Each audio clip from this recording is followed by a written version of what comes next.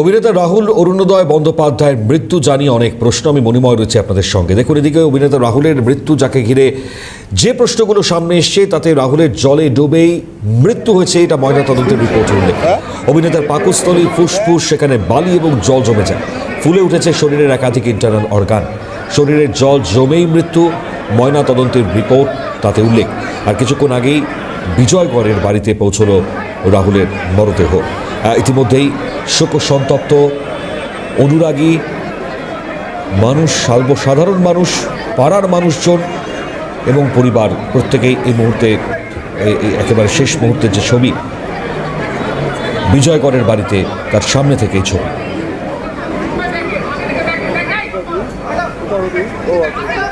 বিজয়গড়ের বাড়িতে অনুরাগীদের ভিড় এবং সেই ছবি এই মুহূর্তে দেখাচ্ছে আপনাদের। অভিনেতা রাহুল অরুণোদয় বন্দ্যোপাধ্যায় তার মর্মান্তিক মৃত্যু।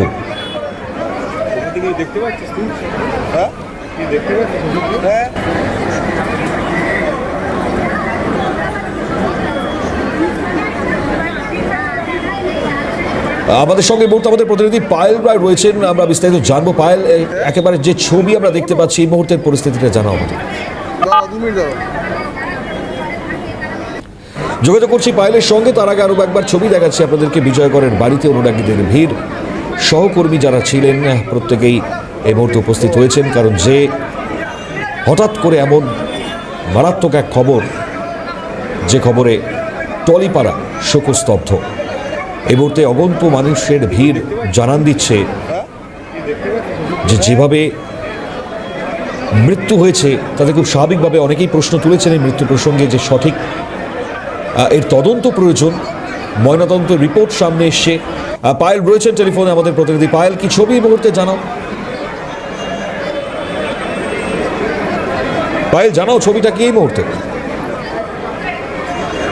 মণিময়, তোমাকে জানাবো, আরেকটু আগেই প্রায় 3টে নাগাদ রাহুল অরুণোদয় বন্দ্যোপাধ্যায় তার দেহ বাড়ি থেকে বের করা হয়েছে এবং যেমন কথা ছিল যে তাকে নিয়ে টেকনিশিয়ান স্টুডিওতে যাওয়ার কথা, তবে বাড়ির তরফ থেকে আপত্তি থাকায় তাকে টেকনিশিয়ান স্টুডিওতে আপাতত নিয়ে যাওয়া হচ্ছে না। তার দেহ এখন বাড়ির সামনেই রয়েছে।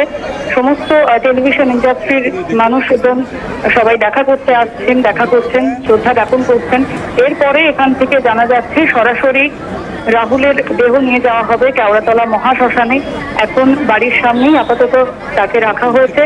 বিভিন্ন ইন্ডাস্ট্রির লোকজন আসছেন, সবাই দেখা করছেন এবং এরপরেই প্রায় ঘন্টাখানেক পরে তাকে এখান থেকে বের করে নিয়ে যাওয়া হবে কেওড়াতলা মহাশ্মশানে, এমনটাই জানা যাচ্ছে। ঠিক, সঙ্গে থাকো। এই মুহূর্তে ছবিটা দেখাচ্ছি আপনাদেরকে। একে একে রাহুলের বন্ধু বান্ধব প্রত্যেকে এসে উপস্থিত হয়েছেন, সহকর্মীরা এসেছেন। প্রসেনজিৎ চট্টোপাধ্যায় থেকে শুরু করে শাশ্বত চট্টোপাধ্যায়, উষসী চক্রবর্তী, রূপাঞ্জনা মৈত্র, চৈতালি ঘোষাল, একে একে সুদীপ্তা চক্রবর্তী, রুকমা রায়ের মতন যারা অভিনেত্রীরা রয়েছেন, যারা টলিউড সেলিব্রিটিরা রয়েছেন, তারা এই মুহূর্তে উপস্থিত সেখানে। রাহুলকে যে এভাবে শেষ বিদায় জানাতে হবে, খুব স্বাভাবিকভাবে তা বিশ্বাসই করতে পারছেন না তার সহকর্মী অভিনেতারা। ছবি জানাচ্ছি আপনাদেরকে। পায়েল আমাদের সঙ্গে রয়েছেন টেলিফোনে, আমাদের প্রতিনিধি। পায়েলের থেকে আরও একবার জানবো। পায়েল, খুব স্বাভাবিকভাবে এই মুহূর্তে দাঁড়িয়ে দেহ কোথায় নিয়ে যাওয়া হবে, আরও একবার সর্বশেষ কি আপডেট পাওয়া যাচ্ছে?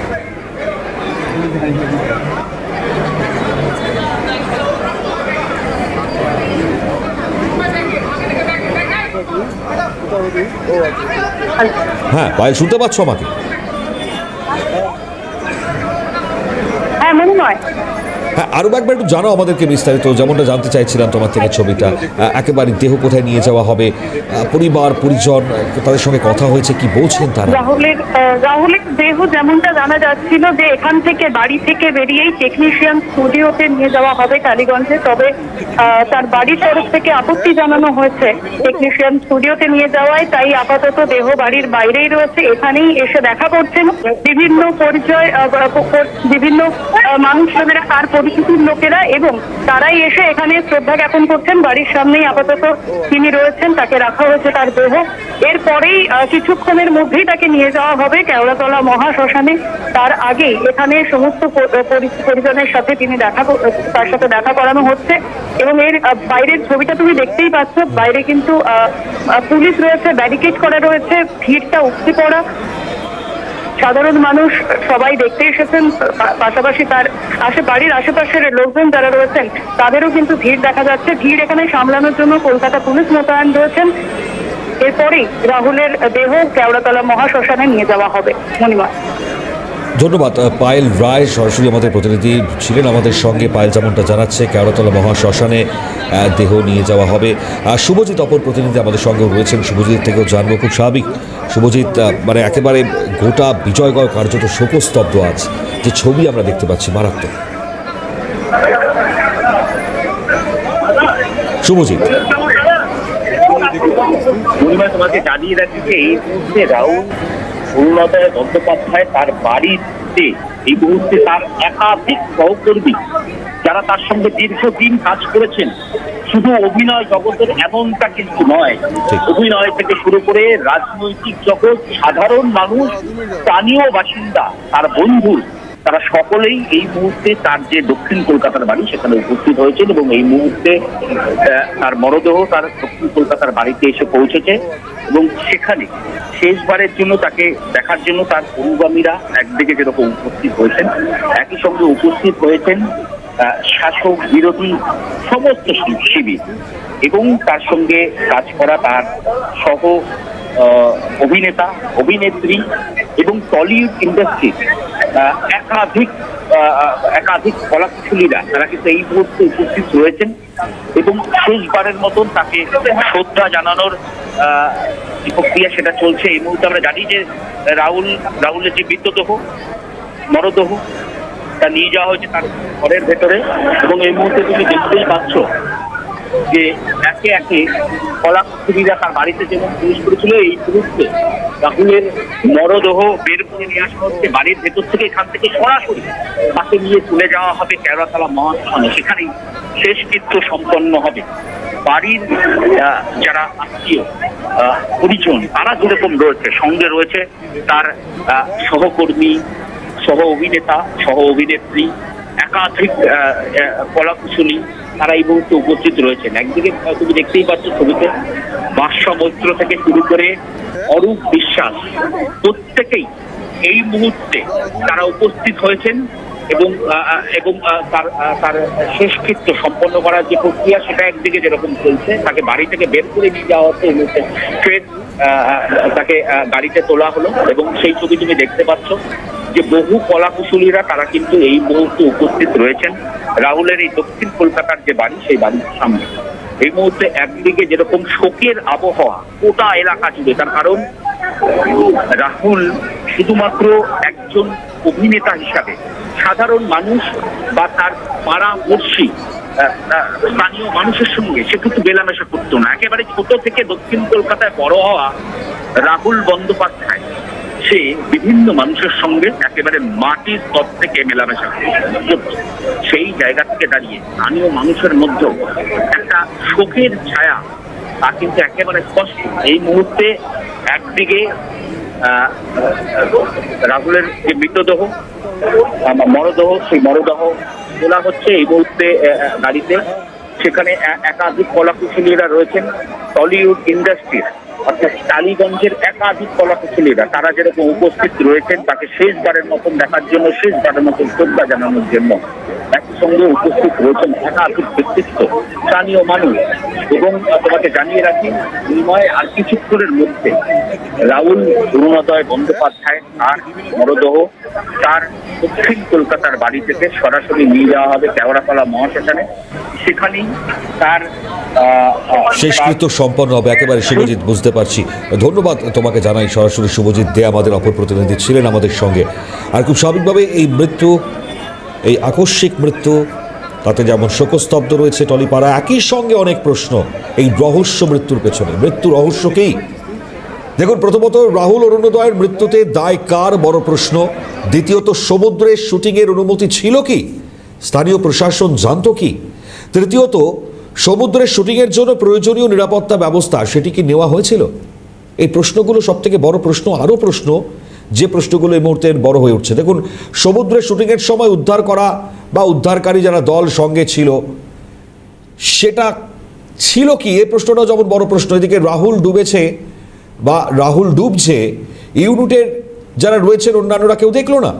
কোথায় ছিলেন তারা? প্রোডাকশন ম্যানেজার কোথায় ছিলেন শুটিংয়ের সময়? কিভাবে গভীর সমুদ্রে চলে গেলেন রাহুল? এই প্রশ্নগুলো এই মুহূর্তের বড় প্রশ্ন, যে উত্তর এই মুহূর্তে খোঁজবার চেষ্টা পুলিশ প্রশাসনও করছে। তারা কঠোরভাবে এই মুহূর্তে দাঁড়িয়ে তারা কিন্তু তদন্ত করবেন, এমনটাই জানানো হয়েছে এসপির তরফ থেকেও।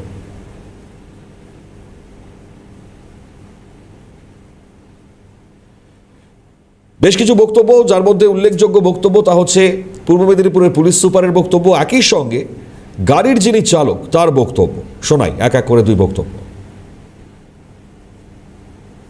স্টার্ট হয়েছে আমাদের দীঘা থানাতে এবং পোস্টমর্টম রিপোর্টের উপর বেস করে পরবর্তী ডিসিশন কথা হয়েছে। আমরা প্রাইমারি এনকোয়ারি ওখানে যারা যারা প্রত্যক্ষদর্শী ছিল তাদের স্টেটমেন্টও আমরা রেকর্ড করছি এবং বাকি যা সহযোগিতা লাগবে সেটা পোস্টমর্টম নিয়ে ফর্মালিটিগুলো কমপ্লিট করি। বাকি যদি তদন্তের প্রয়োজন হয় এবং অভিযোগ পাওয়া যায় এবং পোস্টমর্টম রিপোর্টের বেসিসে যা যা করণীয় অফিসিয়াল ফর্মালিটিস যে আছে আমরা পেয়েছি পরবর্তী পদক্ষেপ আমরা জানিয়ে দেবো। আমরা কোনো অভিযোগ এখনো পাইনি। যে আপনারা যেটা শুনেন সেটাই, আর নতুন নতুন কিছু নেই, সবই তো জানেন আপনারা, কালকে থেকে সব কভারেজ করছেন। ছিলাম, অ্যাক্সিডেন্ট ঘটলো, এটাই। সুযোগ দেয়নি, একদমই সুযোগ পাওয়া যায়নি যে ট্রিটমেন্ট করার জন্য বা কিছু সুযোগ পাওয়া যায়নি। টিমটা সব ঝাঁপিয়ে পড়েছিল, না কোনো নৌকো ছিল না, এমনি বুঝতে পারিনি সে জলের জোয়ারও এসেছিল, বুঝতে পারিনি স্যার। তো এই বক্তব্যগুলো এই মুহূর্তে অবশ্যই গুরুত্বপূর্ণ বক্তব্য, যেগুলো আপনাদেরকে শোনালাম। আর কেওড়াতলা মহাশ্মশান, যেখানে একেবারে শেষকৃত্য সম্পন্ন হবে, তার আগের ছবিটা আপনাদেরকে দেখাচ্ছিলাম।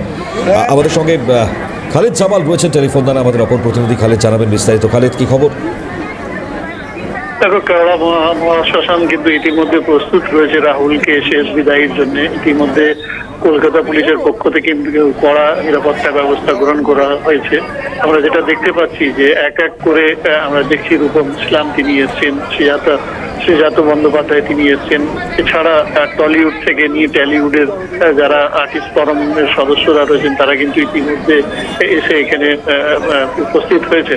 এক এক করে ওর যে অনুযায়ীরা রয়েছেন তারা কিন্তু আসছেন। আর কিছুক্ষণের মধ্যে তার বাড়ি থেকে সরাসরি তাকে শেষ বিদায় দেওয়ার জন্য কিন্তু এই কেওড়াতলা মহাশ্মশানে নিয়ে আসা হবে। তার আগে কিন্তু তাদের যে সমস্ত বিভিন্ন জায়গা থেকে যারা মানুষরা রয়েছেন, সাধারণ মানুষ থেকে তাদের টলিউড পাড়া যারা সদস্যরা রয়েছেন, অভিনেতা অভিনেত্রী যারা রয়েছেন, তার সহকর্মী যারা রয়েছেন, তারা কিন্তু আসছেন। তাদের হাতে মালা রয়েছে শেষ বিদায় দেওয়ার জন্য, তাকে শেষ বেলাতে তাকে শ্রদ্ধা জানানোর জন্য, শ্রদ্ধাঞ্জলি দেওয়ার জন্য কিন্তু প্রচুর তাদের সহকর্মী যারা রয়েছেন তারা কিন্তু ইতিমধ্যে উপস্থিত হয়েছে। এবং আর কিছুক্ষণের মধ্যে তার যে শেষ বিদায় কিন্তু এই কেওড়াতলা মহাশ্মশানে হবে। তার আগে কিন্তু সমস্ত প্রস্তুতি ইতিমধ্যে নিয়ে নেওয়া হয়েছে। বিশেষ করে কেওড়াতলা মহাশ্মশানে যে 3 নম্বর ভিআইপি চুল্লি রয়েছে সেটা একেবারে প্রস্তুত রাখা হয়েছে। সম্ভবত সেই 3 নম্বর চুল্লিতে কিন্তু শেষকৃত্য সম্পন্ন হবে বলে আমরা জানতে পারছি। ধন্যবাদ খালিদ। কথা বলছিলেন আমাদের প্রতিনিধি খালিদ জামালের সঙ্গে। ইতিমধ্যেই নানান প্রতিক্রিয়ারও পাওয়া গিয়েছে, আমরা শোনাবো এক এক করে সেই প্রতিক্রিয়া। অভিনেতা অভিনেত্রী থেকে শুরু করে রাজনৈতিক ব্যক্তিত্বরা কি বলছেন শুনুন। একজন অ্যাক্টর, ছোট্টবেলা থেকে ওই হাসি, অমলিন হাসি মুখটা দেখেছি ওর, সেই হাসি অটুট রয়েছিল। ইন্টেলেকচুয়াল অ্যাক্টর যে কিনা পপুলারও তো হওয়া দরকার। কেন আমরা এইরকম একজন অ্যাক্টরকে হারালাম? 70 সালের প্রথম দিকে বোধ হয় কিংবদন্তি অভিনেত্রী কেয়া চক্রবর্তীকে আমরা এরকম ভাবে হারিয়েছিলাম, জলে ডুবে। তো তাই ঘটলো। শুটিংয়ে আউটডোর করতে গেলে অনেক সময় সমস্ত নিয়মবিধি নানান কারণেই করা হয় না, কিন্তু তার কতটা পরিমাণ রিস্ক নিয়ে কি শট নেব সেটা অবশ্যই যারা শুটিং করছেন তাদের ওপর নির্ভর করেন। কখন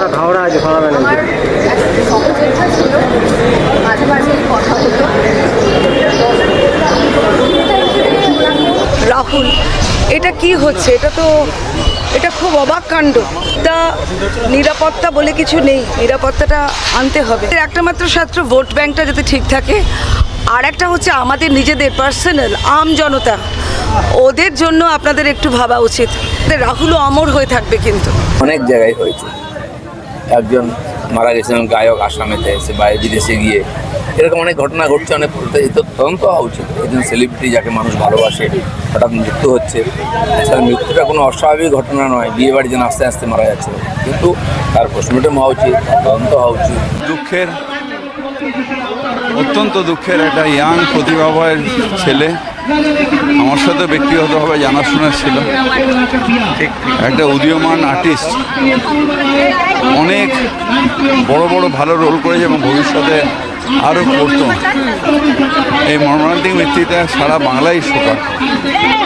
মানে যথোপযুক্ত অনুমতি ছিল না, পারমিশন নেওয়া হয়নি, শুটিং ক্রিউ মেম্বার তাদেরও একটা গাফিলতি। আমি দেখুন এগুলো নিয়ে আমি এখন বলবো না, তদন্ত হওয়া উচিত ঠিকঠাক করে।